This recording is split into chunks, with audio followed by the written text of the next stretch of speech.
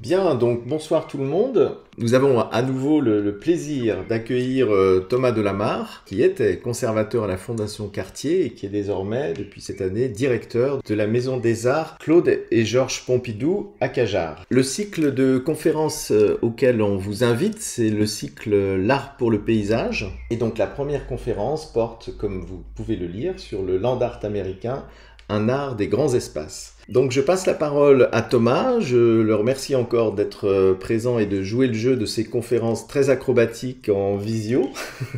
Merci Olivier pour cette introduction et bonjour à toutes et à tous, à nouveau en visio. En tout cas, c'est toujours un plaisir. Donc effectivement, cette première conférence a lieu dans le cadre du workshop que je mène cette année avec les étudiants de troisième année de l'atelier de didactique visuelle que je salue au passage. Et il m'a semblé que dans le cadre de ce workshop intitulé L'art pour le paysage, qui est un cas pratique un peu d'élaboration d'un parcours d'art dans l'espace public, il m'a semblé que ce sujet du land art américain était intéressant pour venir nourrir notre réflexion euh, et, euh, et comme socle un peu, disons, théorique et historique à la réflexion qu'on a entamée au mois de janvier, puisqu'il s'agit d'un mouvement évidemment fondateur sur l'approche de l'art dans l'espace public. Alors je vais partager mon écran pour démarrer cette discussion. Donc le land art américain, quand on parle du land art, et moi en tout cas ce dont je vais vous parler aujourd'hui, c'est d'un petit groupe d'artistes. Le land art c'est un mouvement très large. Qui a aussi des racines en Europe. Mais moi, je vais vous parler d'un groupe d'artistes américains qui ont exploré en fait les grands espaces de l'Ouest américain pour y créer des œuvres, souvent à très grande échelle. Et donc, on se situe, comme vous le voyez là sur la carte, dans les États de l'Ouest américain et principalement le Nouveau-Mexique, l'Arizona, l'Utah et le Nevada, la Californie également. Euh, voilà, en plan plus rapproché. Et donc, on va s'intéresser à quelques artistes qui sont quand même représentatifs de ce mouvement. Michael Heiser, Walter de Maria, Robert Smithson et Nancy Holt. Il y en a bien d'autres, mais ceux-là sont quand même emblématiques des débuts de ce mouvement. Et on va notamment étudier plus spécifiquement certaines de leurs œuvres qui sont encore, en tout cas pour celles qu'on voit ici sur les images, visibles aujourd'hui dans l'ouest des États-Unis. Alors le land art, qu'est-ce que c'est? Est-ce que c'est un mouvement artistique? Le philosophe Gilles Tiberghien, qui est spécialiste de questions artistiques liées au paysage, répond lui par cette phrase. Il dit que c'est une appellation commode pour désigner des pratiques artistiques qui ont élu la nature comme matériau et comme surface d'inscription. Ce qui veut dire par là, en disant c'est une appellation commode, c'est évidemment pour dire qu'en fait ça recouvre des pratiques extrêmement différentes, ce que je vous disais au tout début, mais qu'elles ont quand même pour point commun cette idée à la fois de prendre appui sur la nature, hein, comme un peintre avec une toile, on pourrait dire, et de l'utiliser aussi comme matériau et comme matière première, comme on va le voir. Voilà, j'en profite pour vous montrer la couverture du livre justement de Gilles Tiberghien sur le land art, qui est une somme voilà vraiment très intéressante et qui m'a été très utile évidemment pour préparer cette conférence. Alors les termes qu'on utilise, alors de ce mouvement on le désigne par l'expression land art. On utilise aussi parfois ecological art, parfois environmental art. Et puis plus spécifiquement pour les œuvres dont on va parler et les artistes dont on va parler, on a aussi utilisé le terme earthworks. Hein, donc œuvre de terre ou œuvre sur terre, avec cette dichotomie entre land, qui serait le territoire, le terrain sur lequel prennent appui les œuvres, et earth, qui est la matière qu'on utilise pour les œuvres. Mais finalement, dans les œuvres qu'on va étudier, lorsqu'on les désigne par earthworks, le earth ici vient vraiment désigner à la fois la terre utilisée pour les œuvres et puis la terre sur laquelle nous nous tenons, la planète Terre en fait, qui est leur support premier. Alors, si on parle du contexte historique d'apparition du land art, donc effectivement, je vous ai pas dit encore, donc on se situe là dans les années 60. Hein, ce mouvement et ses premières œuvres vont apparaître à la fin des années 60. Donc le contexte d'apparition du land art, il y a différentes causes un peu qui vont nous amener, enfin qui vont amener ces artistes vers ce parti pris assez radical, hein, finalement, de sortir des lieux fermés traditionnels de l'art pour aller exposer, travailler et exposer en extérieur. Il y a à cette époque une ambiance de pensée dans l'art, mais pas seulement, notamment liée à un critique d'art qui s'appelle Clement Greenberg, qui est un des grands critiques d'art américains des années 40-50, qui a beaucoup accompagné et théorisé le mouvement de l'abstraction expressionniste, hein, de Barnett Newman, Jackson Pollock ou Mark Rothko, et qui a une vision téléologique de l'histoire de l'art. Hein. La téléologie, c'est l'idée d'une finalité, et donc d'une histoire qui se termine, qui a une fin. Et ça correspond à cette époque à un contexte de pensée plus général au-delà du monde de l'art, où on parle beaucoup de cette idée de fin de l'histoire. Le philosophe français Alexandre Kojève, par exemple, juste après-guerre, en parle beaucoup, l'idée qu'on a recherché une forme parfaite de vie en société, et on pense à ce moment-là, après la Deuxième Guerre mondiale, au moment des Trente Glorieuses, l'avoir presque atteint, une société où les droits et les attentes de chacun sont reconnus. Étonnamment, on y croit autant à l'ouest qu'à l'est, avec évidemment des définitions différentes de la société parfaite. Voilà. Bon, évidemment, la suite nous a montré qu'on était très loin de cette fin de l'histoire, mais c'était quand même l'ambiance de pensée de cette époque. Et donc, les penseurs de l'histoire de l'art baignaient là-dedans également. Et donc, Clement Greenberg parlait de cette idée d'un processus de purification de l'art, hein, dans lequel chaque art, chaque médium se dirige vers sa propre essence formelle, hein, ce qu'il définit, ce qui va garantir sa qualité, son indépendance. Du coup, le contenu des œuvres d'art doit se dissoudre dans la forme. Ce qui importe, c'est la forme, le médium pour lui-même. Et c'est un peu ce contre quoi les artistes dont on va parler se sont élevés, hein, au contraire de cette idée de se refermer finalement sur son médium, que ce soit la peinture, la sculpture. Eux ont plutôt eu envie, au contraire, d'ouvrir leur pratique, de l'ouvrir vers d'autres médiums, de mélanger les médiums, hein, la peinture avec la sculpture notamment, et d'ouvrir évidemment le contexte d'exposition. Ils sont allés travailler dans des déserts, dans des carrières, des mines abandonnées, des plateaux. Et donc c'était l'idée d'un renouvellement après cette supposée fin de l'histoire de l'art, qui est évidemment une notion intolérable pour des jeunes artistes qui arrivent au début de leur carrière artistique et à qui on dit que l'histoire de l'art est terminée. Donc c'est eux la réponse qu'ils ont trouvée à ce moment-là. Dans le contexte d'apparition de ce mouvement, il y a également l'idée d'une contestation du système de l'art de l'époque, un système à la fois le système marchand des galeries d'art et le système muséal, qui est déjà largement en place à l'époque, même s'il est encore loin de ce qu'il est aujourd'hui. Il y a cette idée d'aller à l'encontre du système marchand, hein, qui veut faire des œuvres d'art, des objets qui peuvent faire l'objet de transactions financières, mais aussi du contexte muséal de l'art qui impose des formes de présentation très contraintes aux artistes et qui ne convient pas en fait aux artistes de cette époque-là. Évidemment, c'est aussi une contestation qui fait écho à la contestation plus générale dans les années 60 du système capitaliste, du système occidental, et qu'on voit à travers de nombreux soulèvements dans de nombreux pays d'Occident dans la deuxième moitié des années 60. Et donc là aussi, du coup, l'idée de sortir des galeries et des musées, c'est du coup tenter d'échapper à ce système.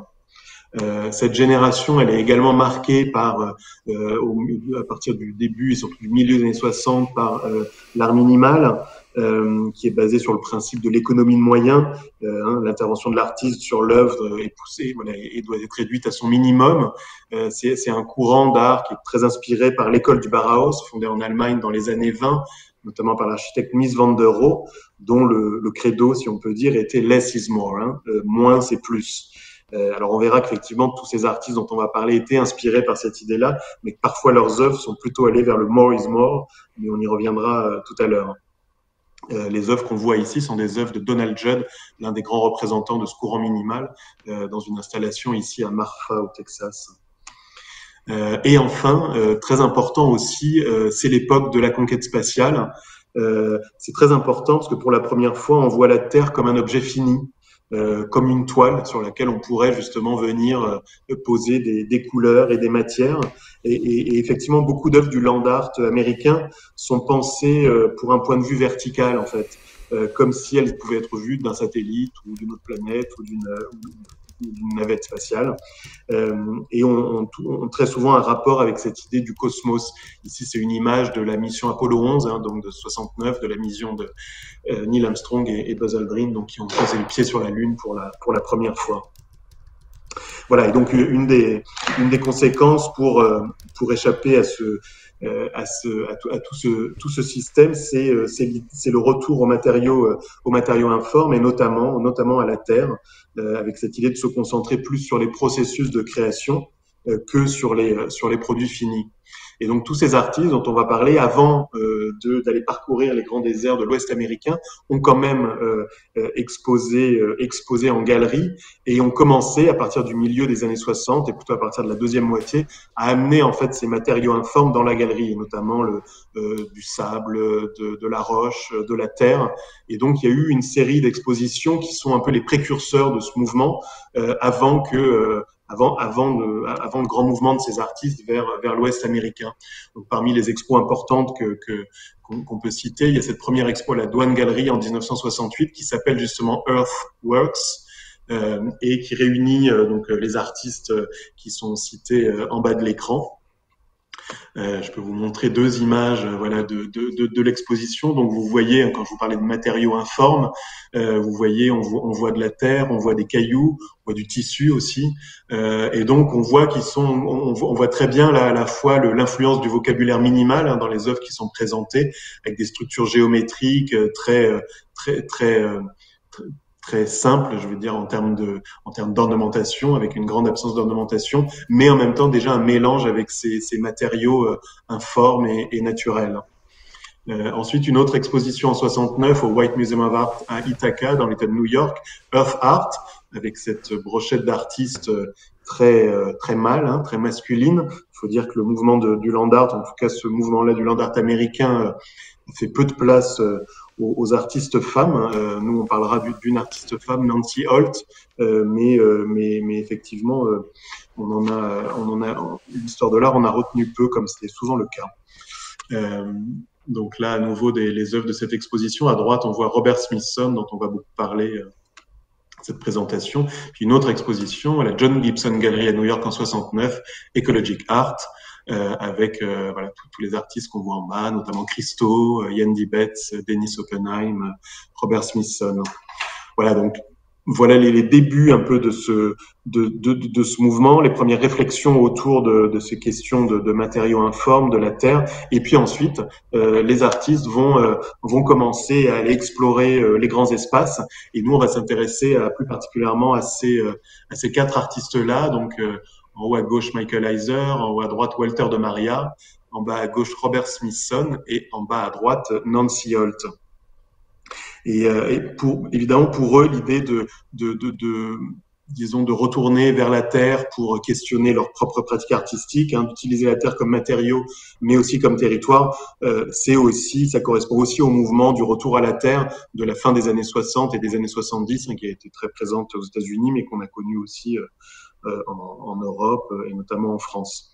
Et puis choisir pour eux les vastes étendues de l'Ouest américain comme lieu d'expo pour ces artistes, c'est aussi contribuer pour eux, dans leur esprit, à la naissance d'un art typiquement américain, avec un rôle prépondérant donné aux grands espaces qui sont les grands marqueurs du territoire américain, et notamment à l'Ouest, les grands déserts de l'Utah, du Nevada et du Nouveau-Mexique. Voilà, donc on va commencer par s'intéresser à Robert Smithson, qui démarre sa carrière d'artiste à la toute fin des années 50 et au début des années 60, par des peintures influencées par l'expressionnisme abstrait, qui est le grand courant artistique qui a marqué donc l'après-guerre, les 2 premières décennies de l'après-guerre. Et puis tout de suite après, au début des années 60, il va plutôt travailler sur des collages, notamment sous forme de sculptures, avec des boîtes comme celle que vous voyez là, où on retrouve, je trouve, l'inspiration un peu de l'idée du collage surréaliste. Ça fait penser aux boîtes de Joseph Cornell, qui est un artiste américain surréaliste, qui créait ce type de boîte avec des collages, des collages précisément surréalistes. Ici, il y a aussi l'influence quand même de la culture populaire. C'est aussi le moment de l'essor du pop art. Et on retrouve cette influence, je trouve, dans ces 2 boîtes. Il va aussi créer des dessins comme ceci, pareil, dans cette idée de collage, qui sont inspirés par la pop culture, par la science-fiction, empreints d'érotisme aussi. On a beaucoup écrit à propos de cette période de Robert Smithson, on a beaucoup parlé d'homo-érotisme également, avec quelques dessins très suggestifs. Voilà, toutes ces œuvres correspondent à la période 62-64. Et puis, il s'oriente ensuite assez naturellement, puisque c'est vraiment le mouvement qui est clos à ce moment-là, vers le minimalisme, vers le vocabulaire minimaliste, à partir du milieu des années 60. avec les œuvres que vous voyez ici ou celle-ci, et où on voit à nouveau déjà, comme je disais sur les images des expos qu'on a vues avant, déjà l'intervention de ces matériaux qu'il va utiliser ensuite en extérieur, hein, la roche, les cailloux, le sable, même le verre, hein, qui est issu du sable. Euh, voilà. Et puis, à la fin des années 60, Robert Smithson commence à expérimenter dans l'espace public avec cette première œuvre, Partially Buried Woodshed, donc cette cabane en bois, cette maison en bois partiellement enterrée, donc où il est venu en fait déverser des monceaux de terre sur cette petite cabane en bois. On voit ici un peu le processus d'intervention dans l'idée en fait de créer comme un nouveau paysage. Hein. C'est l'idée d'enterrer une construction et d'observer un peu le processus de transformation du coup, de décomposition et de transformation du paysage. C'est un thème récurrent dans l'œuvre de Robert Smithson, l'idée d'œuvres non figées qui sont soumises aux aléas des conditions environnantes et donc qui vont évoluer au gré du temps. L'œuvre est pas figée par son auteur au moment de sa réalisation. C'est quelque chose, un concept qui est très important pour Robert Smithson, c'est l'idée de l'entropie, hein, l'entropie qui est la tendance de tout système organisé à tendre vers sa désorganisation. C'est l'idée de la désorganisation, de la ruine, de la décomposition. C'est un concept qui est souvent utilisé comme une allégorie du dérisoire, de l'ambition humaine, de l'hubris humain. Pour les étudiants de troisième année, vous vous souvenez que peut-être on a mentionné déjà ce concept par rapport à certaines œuvres que je vous ai proposées pour le workshop. Donc voilà l'œuvre en train de se réaliser. Et voilà plusieurs années plus tard. Alors j'ai pas trouvé la date de cette photo, mais vraisemblablement c'est quand même pas mal d'années plus tard, avec ce que je vous disais. Donc en fait un nouveau paysage qui s'est créé autour de cette œuvre. Donc c'est vraiment là très concrètement l'idée d'une intervention sur le paysage avec le paysage. Et puis en 1970, il va réaliser ce qui est sa grande œuvre, celle pour laquelle il est le plus connu, aussi parce qu'en fait il va décéder très peu de temps après, en 1973, la Spiral Jetty, qui réalise au bord du Grand Lac Salé dans l'Utah. Et qui il choisit ce site en raison d'abord du vaste paysage alentour. Hein, comme vous voyez, c'est un paysage extrêmement dégagé, vaste, ouvert, mais aussi de ces symboles industriels passés, alors qu'on voit pas sur les photos, mais avec apparemment, je peux dire que moi qui suis allé à la Spiral Jetty, je ne les ai pas vus, mais des puits de forage de pétrole qui étaient présents autour de ce site à ce moment-là, des puits de forage abandonnés à l'époque déjà, et puis le Golden Spike, qui est un marqueur très particulier sur ce territoire. Donc on est là au nord-ouest de l'Utah, qui est en fait l'endroit où en 1869 le chemin de fer de l'Est et le chemin de fer de l'Ouest se sont rejoints aux États-Unis. Donc c'est un moment très important pour le développement industriel de cette nation qui était encore jeune à l'époque. Et donc il y a tout un parc national aux abords du Grand Lac à la gloire de ce moment-là, et donc qui est aussi un marqueur voilà du développement industriel. Et puis il a aussi choisi ce lieu pour les qualités qu'on trouvait dans le lac, qui est rempli en fait de cristaux de sel, c'est un lac salé, et également d'une algue rouge qui fleurit qui fleurit, si on peut dire, à certaines périodes de l'année et qui donc sécrète ce pigment rouge que vous voyez là sur la photo, et donc qui va venir jouer en fait avec l'œuvre de Robert Smithson. Donc c'est comme un pari parce qu'évidemment il ne contrôle absolument pas ces éléments-là qui vont venir colorer très concrètement l'œuvre, mais c'est un pari vraiment sur l'évolution de l'œuvre avec les aléas qui l'entourent. Et puis cette œuvre, elle a été aussi influencée par des références à des monuments antiques, qui sont les réalisations de peuples autochtones amérindiens, notamment les lignes de Nazca au Pérou, donc qui sont des lignes qui ont été forgées à même le sol entre moins 500 et et 700 après Jésus-Christ. La datation, je crois, est encore floue. Les spécialistes ne sont pas d'accord, mais en tout cas, c'est la période antique et qui sont dues à la culture amérindienne qu'on appelle la culture Nazca. Et donc, on retrouve très clairement là les spirales. C'est quelque chose qui revient très fréquemment dans l'inspiration de ces artistes-là, l'idée de faire référence à ces monuments qui ont traversé les âges, en fait. Il y a quand même quelque chose d'assez démiurgique une inspiration assez démiurgique dans l'idée d'inscrire comme ça sur le territoire des œuvres qui vont traverser les âges.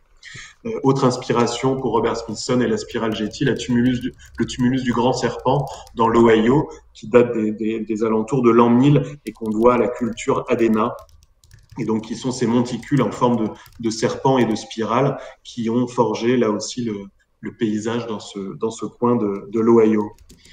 Donc, ce qui l'intéresse en fait avec la spirale Getty, c'est pas précisément de construire un monument, mais presque j'ai envie de dire d'organiser sa ruine, c'est-à-dire en tout cas de prévoir le fait qu'il va être dégradé par les éléments, comme j'ai déjà eu l'occasion de le dire, puisqu'il l'a construit au bord de l'eau, au bord du Grand Lac Salé, avec l'idée que l'eau va peut-être immerger la spirale Getty.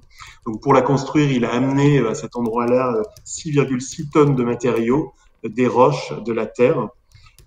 Et peu après, en fait, la disparition de Robert Smithson en 73, de fait, les eaux du lac ont monté et ont complètement submergé la spirale Getty, qui est devenue invisible. Et pendant très longtemps, en fait, la spirale Getty était uniquement. Il avait réalisé un film à l'époque qui fait presque partie de l'œuvre. On peut dire qu'il avait conçu vraiment comme partie prenante de l'œuvre. Et donc, pendant très longtemps, pendant plus de 2 décennies, en fait, le seul témoignage qu'il y avait de la spirale Getty, c'était ce film. Et puis, en 2002, la spirale a réapparu parce que les eaux du lac ont à nouveau baissé. Et c'est cette image-là que je vous ai montrée au début, et où en fait la spirale avait été complètement transformée par son passage dans l'eau, et où on voit là ici les roches blanches en fait qui sont devenues blanches par l'érosion due aux cristaux de sel. Et ce pigment rouge qui vient colorer en fait la spirale. Moi, je suis allé visiter, donc c'est en 2002 qu'elle a réapparu. Moi, je suis allé visiter la spirale Getty en 2013. Elle était à peu près dans cet état-là, donc on pouvait marcher dessus. L'eau était tout autour et puis prisonnière dans la spirale, mais on pouvait marcher et donc aller jusqu'au centre de la spirale.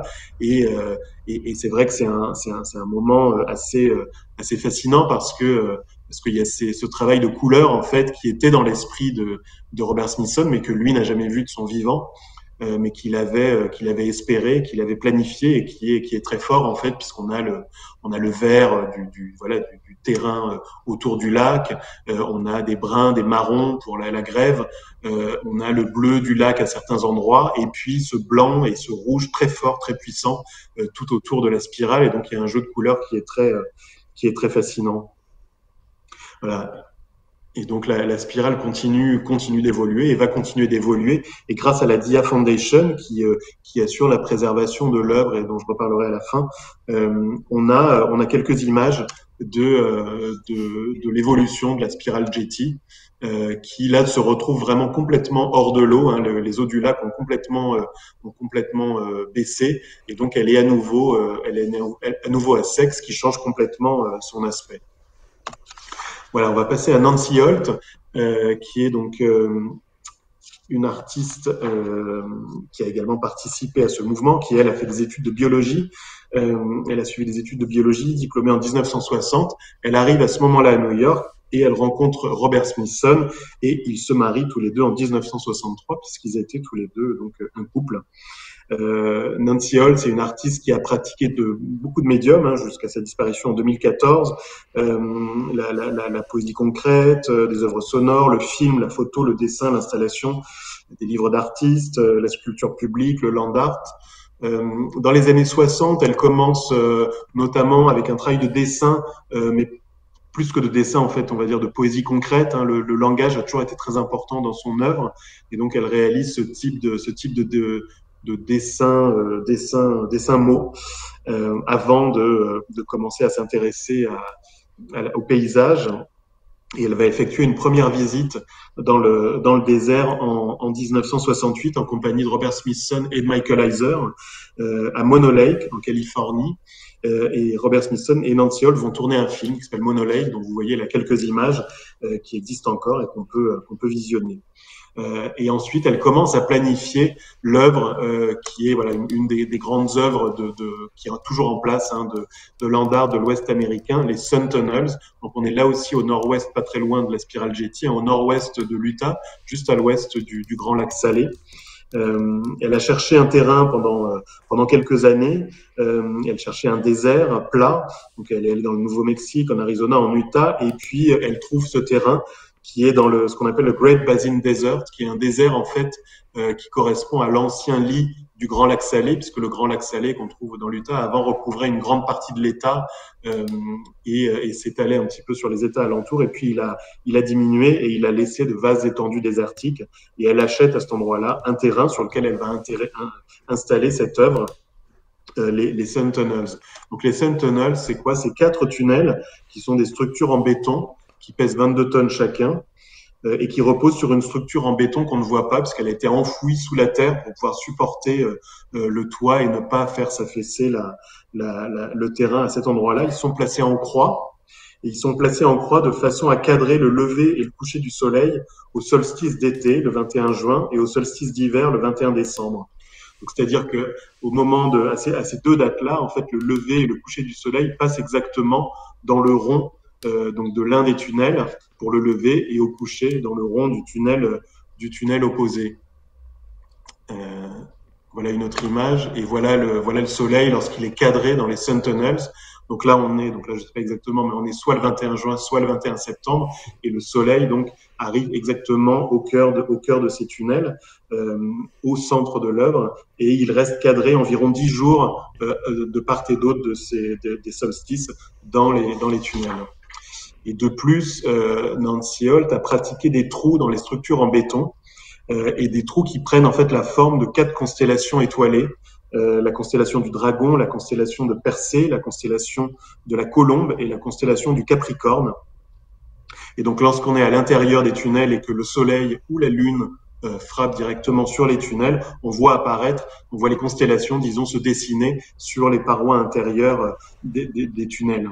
Donc avec cette installation, c'est un peu l'idée de Nancy Holt de faire descendre le cosmos sur la Terre, en tout cas de projeter son image sur la Terre et de pointer aussi du doigt avec cette œuvre la nature cyclique du temps solaire en faisant tourner en quelque sorte le soleil autour de son œuvre. Elle fait du coup du centre de l'œuvre le centre du monde. Il y a beaucoup cette idée dans les œuvres du land art et la spirale-jetty notamment, et exactement dans cette idée-là, l'idée avec ces œuvres comme ça disposées dans certains endroits, dans certains paysages, de centrer en quelque sorte sur soi des paysages qui sont sinon trop vastes pour être appréhendés à l'échelle humaine. Dans la spirale-jetty, il y a aussi cette idée finalement quand on parcourt la spirale, lorsque c'est possible, et ben quand on arrive au centre, on a un peu cette impression, en tout cas c'est l'impression que j'ai eue moi, de finalement de se retrouver au centre du paysage, au centre du Grand Lac Salé.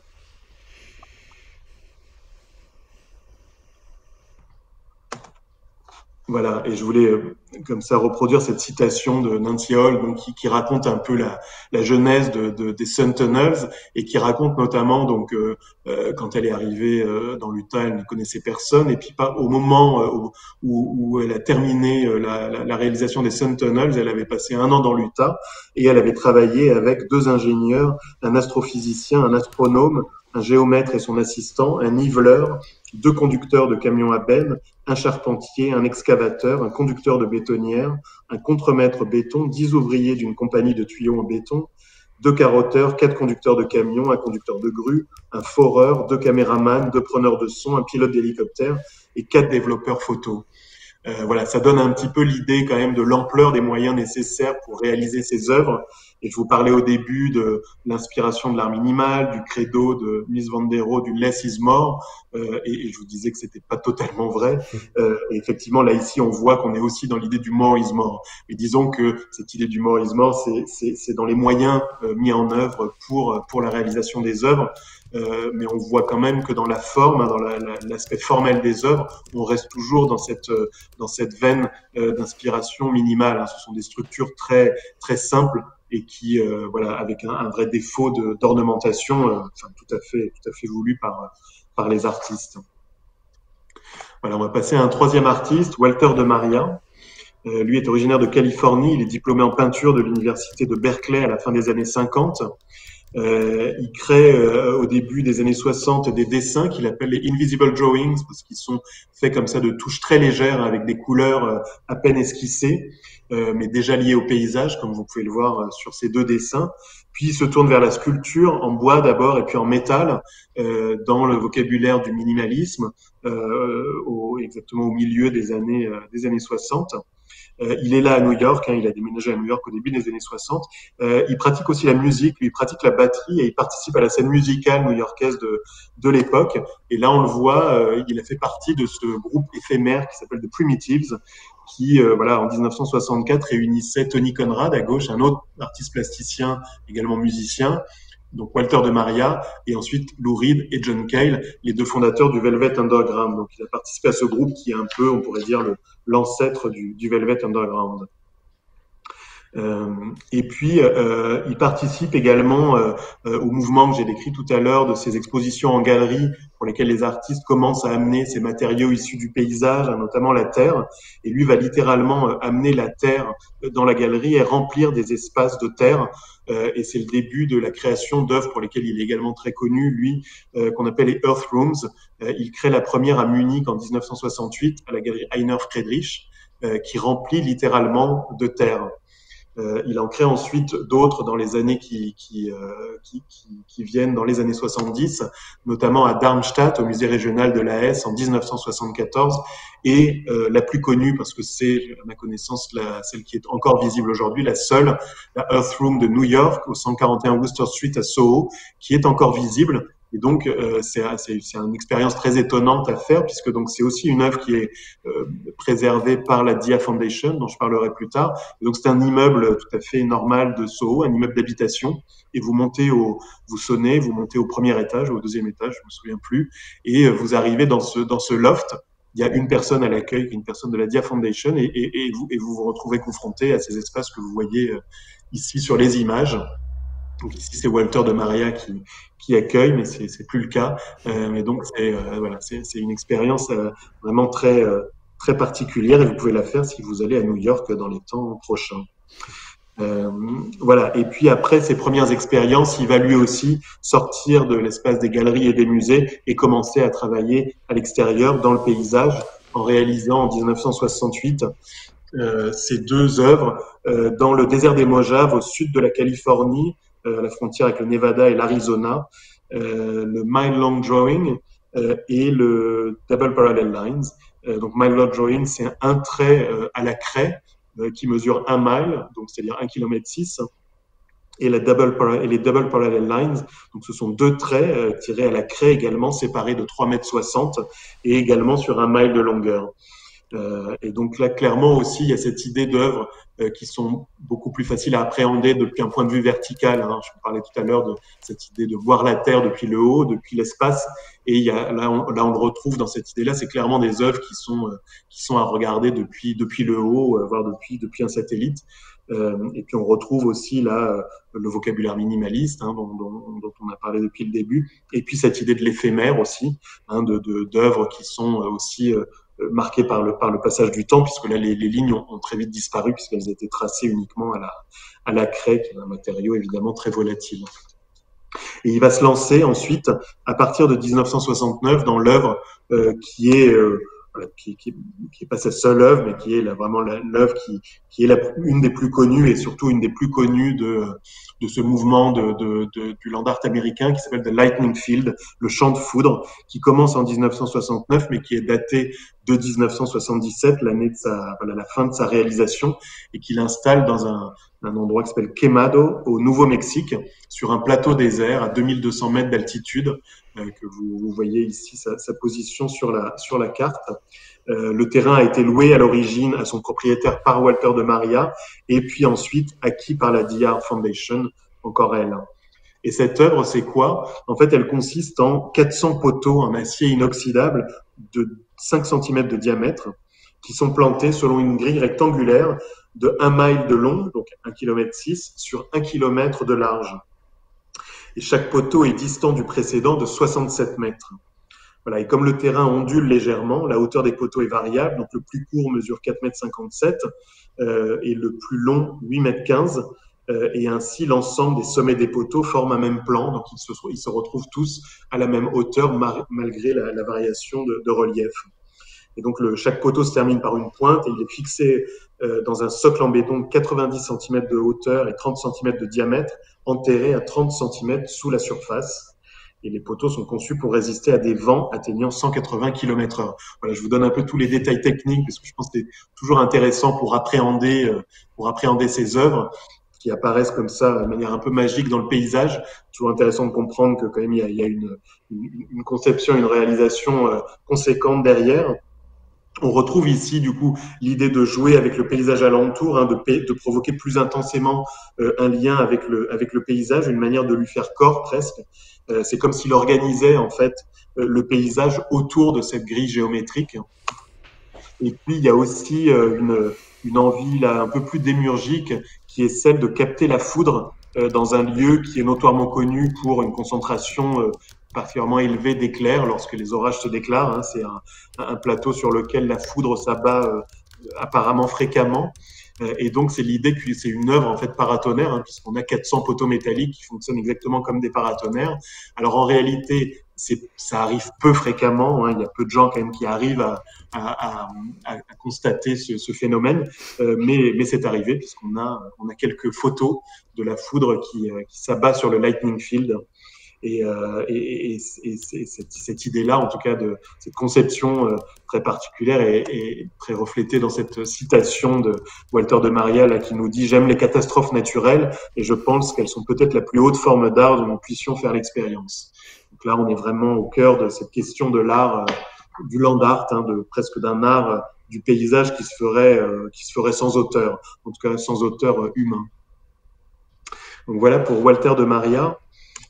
Et puis, dernier artiste dont je voudrais vous parler, Michael Heiser, un artiste qui lui aussi est originaire de Californie, né à Berkeley.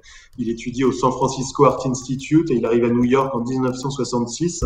Il commence lui aussi par peindre des toiles aux formes non conventionnelles, dans un vocabulaire géométrique et minimal, comme celle-ci, Track Painting, en 1967.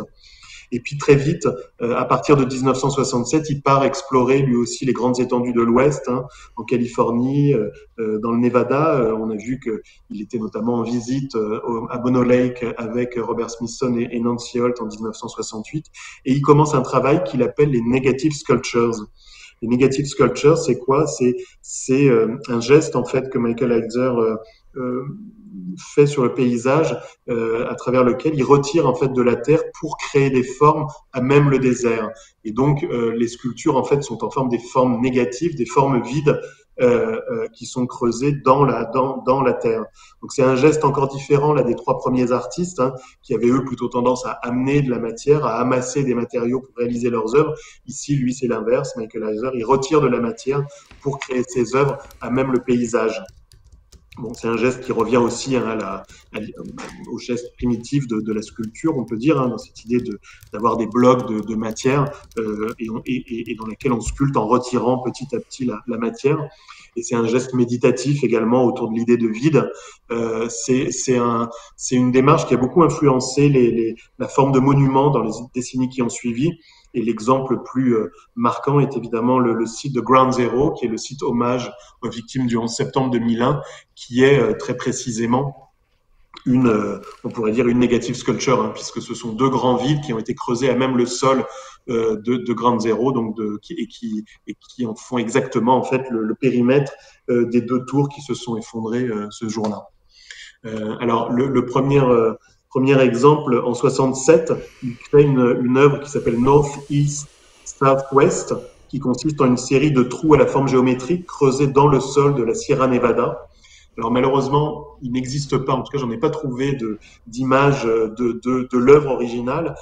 Il a été invité longtemps après, en 2002, on voit ici, à la Dia Foundation, hein, dont je vous ai déjà parlé, à recréer cette œuvre, là dans un espace intérieur, mais avec cette même idée de creuser directement dans le sol de la galerie pour créer ces formes géométriques, hein, des rectangles, des trapèzes, des cônes, et donc il recrée très précisément les formes qu'il avait créées à l'époque dans le Nevada. Il va enchaîner ensuite en 1968 avec Nine Nevada Depressions, donc une œuvre installée dans le Nevada qui consiste en fait en une série de 9 interventions sur des lacs asséchés à travers le Nevada. Et on retrouve là dans ces, vous voyez, donc là il y a 3 exemples parmi les 9 qui ont été créés à cette époque-là. Et on parle beaucoup à ce propos pour Michael Heiser de l'influence familiale qu'il a reçue avec un père qui était anthropologue, qui a dirigé des fouilles sur des sites incas, et son grand-père qui était géologue. Donc on retrouve effectivement ici dans ces images-là des marques qui peuvent être des marques comme ça de monuments qui ont traversé les âges, ou même des marques de fouilles archéologiques. En 1969, il se lance et il réalise ce qui est le point culminant de cette première partie de sa carrière, la double négative. Donc on est toujours dans l'idée de ces negative sculptures. Il la réalise sur la Mormon Mesa dans le Nevada. Une mesa en espagnol, c'est ce qui désigne un plateau, un plateau géologique, ce qu'on appelle par exemple dans la région depuis laquelle je vous parle moi, dans le Lot, les Causses du Quercy. Donc ce sont ces plateaux comme ça qui sont surélevés au-dessus de grandes plaines. Ici, donc on est dans le Nevada, et il s'agit pour la double négative d'une tranchée en 2 segments qui enjambent un canyon. Alors il y a peu de très bonnes photos de cette œuvre, parce qu'elle est très difficile en fait à appréhender à travers la photo. Là aussi, il faudrait un point de vue plutôt vertical, mais Michael Heiser est assez réticent en fait à ce que l'œuvre soit prise en photo. Il privilégie l'expérience physique directe avec l'œuvre. Mais donc c'est cette tranchée, en fait cette double tranchée dans la roche. Donc la tranchée elle-même fait 9 mètres de large, 15 mètres de profondeur et surtout 457 mètres de longueur, puisqu'en fait elle est en 2 parties comme vous le voyez, et elle enjambe une dépression, un canyon. Et d'un bout à l'autre, il y a 457 mètres. Et effectivement, avec cette photo, on a beaucoup de mal à réaliser l'ampleur en fait de cette œuvre. Et un autre chiffre impressionnant pour donner un peu la magnitude de l'œuvre, elle a été créée par le déplacement de 240 000 tonnes de roches et de terre, donc, ce qui est vraiment gigantesque. Avec la Spiral Jetty, on parlait de 6,6 tonnes, donc c'est absolument faramineux. Pour la réalisation de l'œuvre, à l'origine, c'est la galeriste Virginie Douane, dont on a parlé pour cette première expo en galerie, qui a acheté le terrain, et puis elle a ensuite fait don au MoCA, le musée d'art contemporain de Los Angeles, à la condition posée par Michael Heiser que le musée en fait ne prendrait aucune mesure de conservation pour maintenir l'œuvre dans son état d'origine. En fait, Michael Heiser souhaite là, comme Robert Smithson avec la Spiral Jetty, laisser l'œuvre subir le passage du temps, et la voir comme ça évoluer et être en quelque sorte récupérée par la nature. Voilà quelques images de cette tranchée à même la Mesa. Et puis ensuite, à partir de 1972, il se lance là dans une autre œuvre qui est d'ores et déjà connue comme l'une des plus grandes sculptures jamais réalisées au monde, une œuvre qu'il a appelée City, ville. Et c'est une œuvre qui mesure 2 km de long sur 400 mètres de large. C'est un immense complexe qui est construit à même le paysage, toujours dans ce paysage désertique du Nevada, et dont le plan semble s'apparenter à celui d'une ville. On est là entre art et architecture, mais enfin on peut plutôt parler de non-architecture, puisque ce sont effectivement des formes qui s'apparentent à de l'architecture, mais qui sont absolument non fonctionnelles. Ce sont des formes purement sculpturales. D'ailleurs, on continue là à trouver le vocabulaire minimaliste, avec des formes absolument pas ornementales. On est vraiment sur des blocs simples, purs. Et là aussi, ce sont des œuvres qui sont ouvertement inspirées, enfin, des dires même de l'artiste, notamment de 2 sites. Un site maya, le site de Chichen Itza, qui date du Xe siècle, avec cette construction en pyramide. Et puis un site en Égypte, le complexe funéraire de Djéser, qui date de moins 2600 avant Jésus-Christ, et qui est l'une des premières constructions en pierre de taille de l'Égypte ancienne. Voilà, donc c'est l'un des premiers témoignages de ces formes architecturales. Et on retrouve donc, il y a différents ensembles au sein du vaste complexe, différents ensembles donc sculpturaux, architecturaux. On retrouve effectivement l'inspiration là hein, de la forme pyramidale. Euh, et puis aussi le vocabulaire minimal hein, avec ces formes géométriques extrêmement simples, très claires comme ça. Et donc, ça fait maintenant 50 ans que Michael Heiser travaille en fait sur cette œuvre qui n'est toujours pas terminée. Donc, démarrée en 1972, il y avait une ouverture prévue en 2020, mais qui a été repoussée. Mais en tout cas, c'est bien l'intention de Michael Heiser d'ouvrir cette œuvre au public. Elle est vraiment prévue pour, in fine, être visitée par le public. Donc, nous l'attendons. Donc voilà pour ces 4 artistes hein, que j'ai choisis parce qu'ils ont construit, ils ont réalisé certaines des œuvres vraiment les plus emblématiques de ce mouvement et qui sont des œuvres vraiment des marqueurs dans l'histoire de l'art récente, hein, qui ont eu une influence gigantesque sur voilà de plusieurs générations d'artistes jusqu'à aujourd'hui. On peut noter deux en tout cas paradoxes peut-être dans cette approche de l'art dans le paysage. Là, j'ai noté le paysage partenaire ou victime.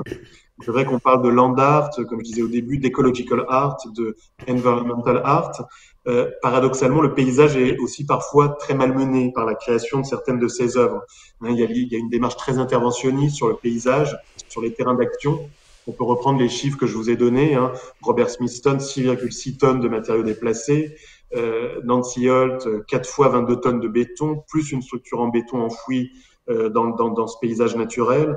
La double négative, alors là on explose tout, 240 000 tonnes de roches déplacées à la dynamite et au bulldozer, qui a fait dire certains historiens d'art que Michael Heiser a troqué le pinceau pour le bulldozer. Et Walter de Maria, 400 bases en béton pour les poteaux métalliques, enfouis là aussi dans le paysage naturel. Donc on peut penser qu'il y a aussi une démesure, hein, un témoignage en fait, même dans la réalisation de ces œuvres, de l'hubris humain, de cette ambition prométhéenne de dompter la nature, qui finalement s'éloigne pas tant que ça du système de développement industriel en cours à l'époque et contre lequel finalement ces artistes aussi s'élevaient. Mais on peut aussi penser que c'est une autre époque. On le regarde aussi maintenant avec, disons, les yeux que l'on a aujourd'hui par rapport au paysage, avec tout ce qu'on sait sur les dégâts qu'on a provoqués par l'activité humaine dans les paysages naturels et qui commençait à poindre à l'époque, mais qui était une prise de conscience qui était bien moins forte évidemment à cette époque-là. Et je disais au début que ces pionniers avaient l'ambition de créer un art typiquement américain en utilisant les espaces les plus représentatifs des États-Unis, hein, ceux de l'Ouest. Et on a souvent écrit à ce propos que les gestes de ces pionniers du land art venaient finalement accomplir la touche finale de la conquête de l'Ouest, hein, ce mouvement du peuplement des États-Unis par les colons européens qui est allé d'Est en Ouest avec l'idée de dompter les peuples autochtones comme les paysages. Voilà, donc c'est un peu fort, je pense. Que sont quand même des artistes qui n'étaient plus dans cette logique-là. Mais c'est vrai qu'il y a d'autres artistes, et notamment des artistes européens, qui ont choisi des modes d'action beaucoup plus doux dans leurs approches du land art. On peut citer Ian Dibbets, Andy Goldsworthy, Giuseppe Pennone, sont des interventions beaucoup plus, on pourrait dire, empathiques avec le paysage. Voilà. Autre paradoxe, peut-être, cette idée de tourner le dos au système de l'art. Hein, comme je vous disais, c'est un mouvement qui est né d'une envie de sortir du système de l'art, à la fois marchand et institutionnel. Or, on l'a vu, ces processus de création sont extrêmement demandeurs en moyens. Et les artistes ont fait appel à d'importants mécènes privés, souvent les mêmes qui financent le système institutionnel de l'art encore aujourd'hui. Donc il y a évidemment un paradoxe là-dedans, mais en même temps, il va de soi que de toute façon, ce ne sont pas des œuvres qui peuvent être créées en dehors de tout financement et de tout système financier. Et quoi qu'il en soit, en tout cas, il est clair que ces œuvres, on l'a vu, elles proposent des expériences de l'art tout à fait uniques, bien différentes et bien loin de l'expérience muséale et institutionnelle, quoi. Et donc c'était quand même l'idée et l'objectif de ces artistes-là. Voilà, pour finir, quelques mots sur la question de la conservation et de la médiation de ces œuvres d'art. C'est important parce qu'évidemment, comme vous pouvez l'imaginer, ces œuvres-là, placées où elles sont, on pose des questions bien particulières, de questions de conservation, pardon, de médiation. Donc, quel est le devenir de ces œuvres et selon quelles modalités sont-elles proposées au public? Alors, pour ce qui est de la conservation, on a vu par exemple que Michael Heiser, lui, a demandé au MoCA à Los Angeles de ne prendre aucune mesure de conservation. Il veut précisément que son œuvre subisse en fait les aléas du temps. Pareil pour la spirale Getty. Mais on peut parier que, par exemple, les Sun Tunnels et le Lightning Field font eux l'objet d'un entretien régulier, puisque là, il y a des matières qui sont pas des matières naturelles, qui ont été amenées, le béton, le métal, et elles font l'objet d'un entretien régulier par la Dia Foundation, qui est propriétaire aujourd'hui de ces œuvres. Concernant donc la médiation, on peut justement prendre l'exemple de la Dia Foundation, de la Dia Foundation, pardon, donc qui est une fondation d'art américaine qui a son siège à Beacon, dans l'État de New York, au bord de l'Hudson. C'est à environ 1 heure de train de New York. C'est le bâtiment que vous voyez ici. Un magnifique endroit pour découvrir des œuvres, notamment de cette génération d'artistes, de l'art minimal, de l'art conceptuel et du land art. Et la Dia Foundation est aujourd'hui dépositaire de plusieurs œuvres permanentes de land art, notamment de plusieurs œuvres dont on a parlé, les Sun Tunnels, le Lightning Field et la Spiral Jetty. Et donc qui sont des œuvres, évidemment, avec cette idée des artistes de s'éloigner de l'expérience institutionnelle de l'art. Il y avait aussi pour eux l'idée de faire corps avec le paysage et donc de pas signaler particulièrement dans le paysage ces œuvres-là comme on le ferait dans un musée avec de la signalétique. L'idée, c'est vraiment de s'y retrouver confrontés comme on serait confronté à un élément du paysage. Et la Dia Foundation respecte absolument ce souhait des artistes et donc n'a pas mis en place particulièrement de signalétique aux abords des œuvres. Tout se passe en fait tout simplement sur le site de la Dia Foundation.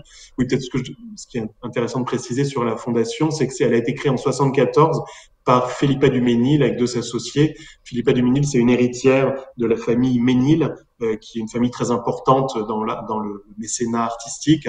Il y a un musée à Houston qui s'appelle la Ménil Collection et qui est un grand lieu avec une collection incroyable, notamment de peintres impressionnistes.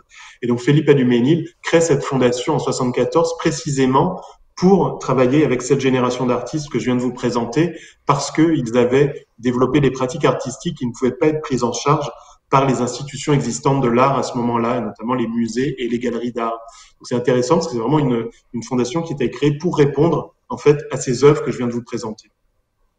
Et donc, ce qu'on trouve sur le site de la Dia, donc il y a évidemment, c'est aussi un musée, donc il y a des expositions temporaires, donc vous pourrez aller voir, mais il y a aussi la présentation de ces œuvres permanentes, et donc avec une présentation des œuvres elles-mêmes, le contenu des œuvres, et puis surtout ensuite des informations pour se rendre sur les œuvres, avec les indications de direction, de comment se rendre sur les œuvres, avec des plans. Voilà. Et effectivement, moi, quand je suis allé, par exemple, à la Spiral Jetty, là, ce que vous avez devant les yeux, j'ai pris la route indiquée par la Dia Foundation et je me suis retrouvé sur les rives du lac Salé, et avec sur le parcours, une fois qu'on a quitté, disons, la route principale dans l'Utah, avec peut-être 2 petits panneaux à certains moments qui indiquaient la Spiral Jetty et rien de plus. Et c'est évidemment une expérience assez formidable en fait d'arriver du coup à cet endroit-là sans prévenir en fait, sans vraiment s'en rendre compte. Et idem pour le Lightning Field, c'est le même type d'indication, avec la particularité que le Lightning Field, ici, Walter de Mariel a prévu comme une expérience très intime, et donc il veut pas qu'elle soit visitée, l'installation, par trop de visiteurs à la fois. Et donc, il y a en fait une petite maison, une cabane, qui se trouve au bord du champ, du Lightning Field, et qui est prévue, je crois, pour 2 ou 4 personnes, et qu'il faut réserver. Donc, en fait, il y a uniquement 2 ou 4 personnes qui peuvent visiter en même temps le Lightning Field, et donc vous réservez.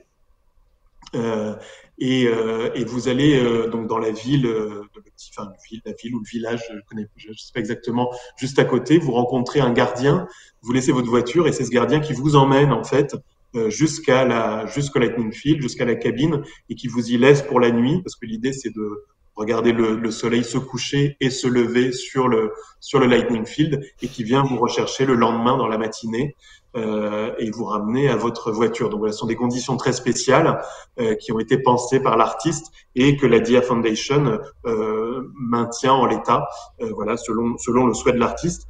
Alors ça implique notamment quand même un coût assez élevé pour pouvoir maintenir, du coup, voilà, j'imagine le travail de ce gardien qui doit accueillir les visiteurs, la préservation aussi du logement.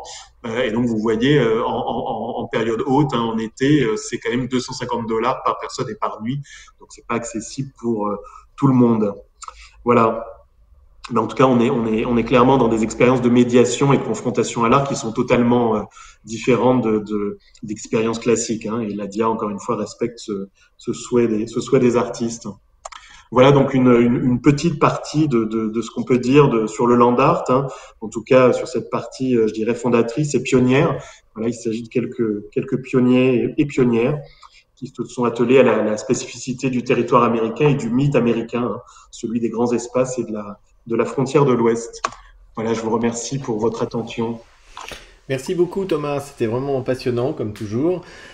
Écoute, il y a une question d'une personne qui demande est-ce que les artistes du land art organisaient eux-mêmes la documentation, entre parenthèses photo, vidéo, fermez la parenthèse, de leur œuvre, du processus de création / chantier? Alors oui, c'est une très bonne question. Et effectivement, j'ai mentionné quelques exemples, mais très tôt, en fait, ces artistes-là ont emmené des caméras vidéo pour documenter leur travail. Et notamment, pour Robert Smithson, il a toujours présenté la Spiral Jetty comme une œuvre à 3 composantes, en fait, c'est-à-dire l'œuvre elle-même qui se trouve, enfin, l'œuvre physique, hein, l'œuvre de paysage, le livre qu'il en a tiré et le film qu'il a tourné pendant toute la réalisation de l'œuvre. Donc c'est une part très importante pour lui, par exemple, de l'œuvre. On a vu que Nancy Holt aussi a documenté, notamment le premier voyage qu'elle a fait avec Robert Smithson sur place. Et donc, ils ont régulièrement, oui, documenté effectivement leurs œuvres d'art. Et puis après, il y a aussi sur cette question de la documentation des œuvres, des consignes particulières. Donc, je vous disais, par exemple, Michael Heiser, lui, en fait, refuse autant que c'est possible, parce qu'il peut pas, en fait, vraiment contrôler, puisque l'œuvre est en accès libre, hein, dans le désert, mais il refuse autant que possible tous les reportages photos, par exemple, sur la double négative. Donc, il y a des positions différentes, mais en tout cas, il y a une vraie prise en compte de cette question de la documentation. Parce que c'est vrai que moi, l'autre paradoxe qui me venait, c'est ce paradoxe entre l'idée il y a à vivre l'œuvre en étant à l'intérieur, en se déplaçant pour la découvrir, et le fait que ces œuvres sont parfaitement photogéniques, quoi. À une époque où tout est photo, tout est capté par n'importe qui, par son smartphone ou autre, où on a vraiment envie aussi de garder des traces, d'être sur le bon point de vue. Ouais. Complètement. C'est aussi le génie de ces artistes. Hein. C'était quand même l'idée de faire paysage aussi. Hein. Donc faire paysage, ça veut aussi dire photo de paysage, effectivement. Mais donc ce sont des œuvres effectivement qui sont pensées. C'est ça qui est formidable. Hein. Bon, c'est évident avec les Sun Tunnels, puisque l'œuvre même est conçue pour s'aligner sur la course du soleil. Mais c'est vraiment des œuvres qui prennent en compte absolument tous les éléments, en fait. Hein. C'est ça le land art, en tout cas dans l'esprit de ces pionniers. C'est l'idée de prendre en compte dans leurs œuvres. Hein. Je vous ai parlé aussi de Robert Smithson qui a quand même anticipé de manière assez incroyable la transformation de l'œuvre avec les cristaux de sel, avec l'algue rouge, chose qu'il n'a même pas vraiment vue lui. Effectivement, il y a cette idée de prendre en compte chaque élément du paysage alentour, quoi. Je pense qu'aujourd'hui, on n'interviendrait plus de cette manière-là sur le paysage, de manière quand même précisément très hyper interventionniste, parfois quand même violente. Hein. Et donc, on est vraiment passé à une autre acception de l'intervention dans le paysage, beaucoup plus douce, plus empathique. Donc j'aurais du mal à mentionner des artistes qui seraient dans cette veine-là. Je pense que c'est une époque qui est révolue, qui fait vraiment partie de l'histoire de l'art. Merci à Thomas. Alors on va peut-être juste faire un passage de relais pour la prochaine conférence, donc, qui aura lieu le 10 mars, où on va retrouver Thomas, mais cette fois-ci en tandem, en duo, avec Virginie Pringuet. Tu veux en dire deux mots de la conférence Oui, oui, oui, absolument. Virginie, qui est d'ailleurs qui est peut-être parmi nous, qui voulait écouter la conférence de ce soir. On va parler d'un projet qui s'appelle Atlas Museum, qui est un projet assez passionnant, fondé justement par Virginie Pringuet. Notre présentation s'intitule Atlas Museum, un atlas wiki de l'art dans l'espace public. En fait, c'est l'idée d'un outil de cartographie et de géolocalisation de l'art dans l'espace public. Donc c'est un outil qui existe, vous pouvez aller le visiter, hein, ça s'appelle Atlas Museum, vous le trouvez sur Internet, c'est aussi une application qu'on trouve dans le Play Store et qui permet en fait, dans une logique contributive et en open source, de créer collectivement, piloté, coordonné par la fondatrice du projet Virginie Pringuet, mais collectivement un atlas de l'art dans l'espace public et de transformer toutes ces œuvres en données qui vont être mises en forme dans cet outil qui s'appelle l'Atlas Museum. Et donc ça vient directement évidemment faire écho au projet du workshop sur le parcours d'art dans l'espace public et comment rendre compte, comment diriger les visiteurs, comment guider les visiteurs dans ce genre de projet. Donc voilà, bah écoutez, merci de votre attention. Merci encore à Thomas pour cet exercice qui est toujours très stressant, mais là on est content, tout a bien fonctionné, c'était Bravo à toi parfait. et merci à toutes et tous. Voilà, merci à tout le monde. Au revoir. Merci, bonne soirée.